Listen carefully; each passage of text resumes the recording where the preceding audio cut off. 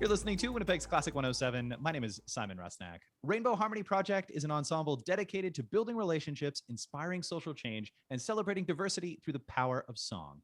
As Winnipeg's choir for the LGBTQ2 plus community and its allies, they've been singing out since 1999.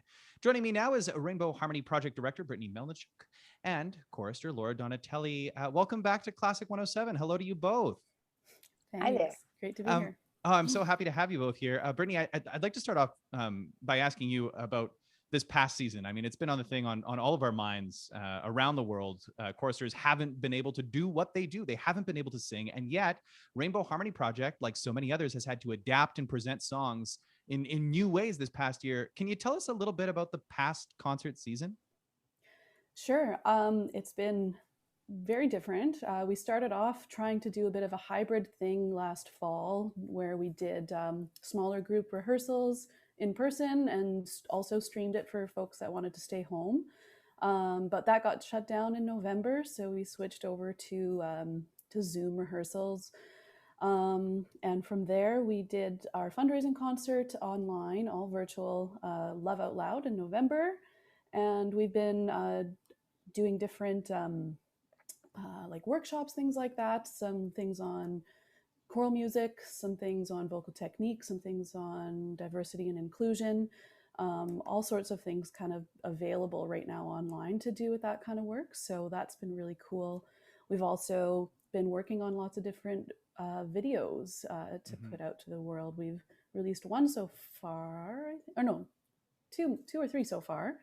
I think one really cool one that we'll probably talk about, but Sure will. we've got a couple more coming out this summer too. So Yeah, lots to look forward to. And the other thing I noticed too, as well, you did a free youth choir camp. Can you tell us a little bit more about that? That also took place online, right? yeah. So something that I've wanted to do for a while is to start a youth choir within Rainbow Harmony Project, and we had this idea to, seek some funding. So we got some grant money from the Safe at Home Manitoba initiative that was going on this winter. So we started a free youth choir camp for LGBTQ youth, questioning youth, allies from 13 to 22.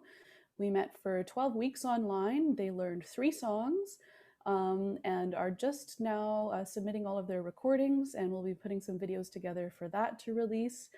So that's been really exciting. I'm super proud of the work that we did with that. Yeah, you absolutely should be. And I can't wait to see them. It's really exciting when young people come together in song and to let their voice out. And I can only imagine what that experience was like for them. We'll have to have you back on to talk about that. But in the meantime, Laura, a Rainbow Harmony Project, has also joined us on the conversation. Laura, can you tell us a little bit about how long you've been singing with Rainbow Harmony Project?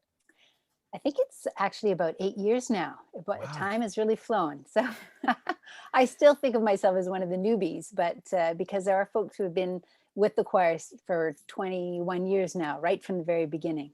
And I mean, I think that speaks to the sense of the community. I mean, choir is so much more about, it's about song, but it's about more than that, right? And I mean, there is the community that comes with choir and that sense of community. That community has been tested in a new way this past year. What's it been like for you? I mean, I imagine unlike your previous 7 years with the choir, of course. Well, it's hard. We miss seeing each other in person. We miss the hugs and the faces and the smiles, and it's also quite different trying to sing using Zoom as your platform. There have been some pluses though. There are people who either for health reasons or for distance reasons have not been able to participate or have dropped away from the choir, and they actually were able to rejoin us. So wonderful to see some of the alumni who, haven't been able to participate because they moved an hour away from Winnipeg. So that's been fantastic. And also we've been able to include people who maybe for health reasons haven't been regularly able to attend. But it is very different not having voices around you to support you. And this is a community choir, meaning it's not an addition. Everybody's welcome, regardless of what your voice is like. And we all just try and improve and sing as best we can. But it's a lot easier when you've got your best friend singing on one side and someone else on the other side. So in order to do video and audio recordings, It requires us to be brave and endure the sound of our own solo voice in the recording, and just hope and trust that Brittany and the other folks will put it together and make it sound like a choir. Well, that's a wonderful segue to the latest video that was released. And June, of course, is Pride Month, and we're just past the midway point of the celebration. Brittany, can you tell us a little bit about how Rainbow Harmony Project is honoring the event this year? Honoring Pride. Yeah. Yeah. Well, we did release that video. Sorry. I mean, I was also thinking about, you know, the donation to charity that is going on, that Rainbow Harmony Project has put together. You've received some endorsements from some pretty well-known individuals. Fred Penner, I was saying earlier, doesn't pop up on my feed every day. Tell us a little bit about this, and then we will get to this video that we've teased many a time. Right. Okay. Yeah. So Rainbow Harmony Project, through the charitable platform Canada Helps, is doing a bit of a campaign right now to seek some donations.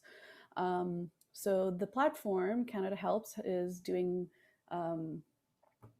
something called the Great Canadian Giving Challenge, where every dollar that's donated gives you an entry to win $20,000 for your organization. Wow. So yeah, we've been putting asks out to our community and to our donors and sponsors to give right now, and we've been able to seek some endorsements from folks like Fred Penner. We've got a few more coming out this month, but yeah, that's where we're headed with that. We our organization stays afloat by membership dues and fundraisers and donations and concerts, and that because of the pandemic this year has all been very different and smaller in many ways. So we're just hoping that people are in the spirit of giving this month and are able to help us continue our mission. Yeah, the great work that Rainbow Harmony Project does, and that sense of inclusion. And Laura, like you were saying, it's a community choir. Everybody's welcome. Everybody's encouraged to find their voice. And you were talking about how you don't often hear just your voice. It's a very unique experience, and It's you've painful. put together. Well, tell us a little bit more about this. Hopefully, not too painful experience. You've recorded a wonderful arrangement of "I Want to Break Free," of course, a classic Queen tune. What was that like for you? Oh, it was a lot of fun. Actually, it's a great song. It And is. we have Brittany creates learning tracks. So we have, in one year, we think we're singing along with Brittany, but it's recorded separately. And then we videotape ourselves separately where the sound doesn't matter, but we're singing along. And then we also had the opportunity to do some fun video clips. So that was fun to sort of use our imaginations and think about the song and think about the year, this crazy year that we've been having, and try and act that out a little bit.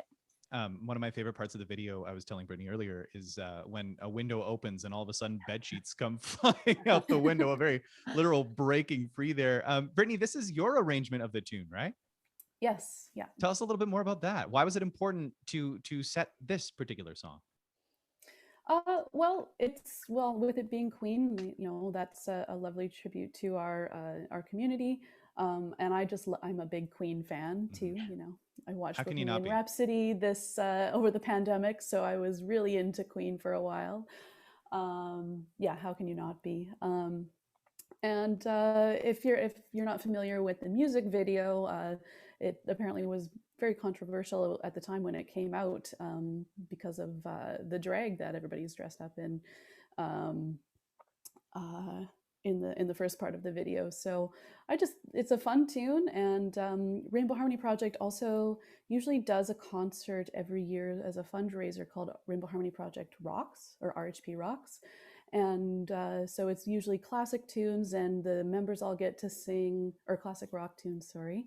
Members all get to sing along with a band called Martha My Dear, and it's lots of fun, but we weren't able to do that this year. So I wanted to still program a song in the classic rock genre, and this seemed fitting.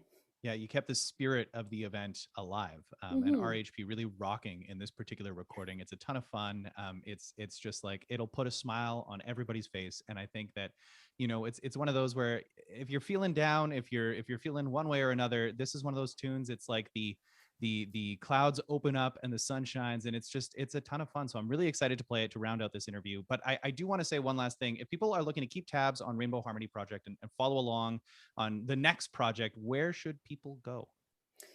Our Instagram and Facebook pages are great places to start. We post a lot of our announcements about our season or different videos, and also our web pages, links to everything RHP, so rainbowharmonyproject.ca.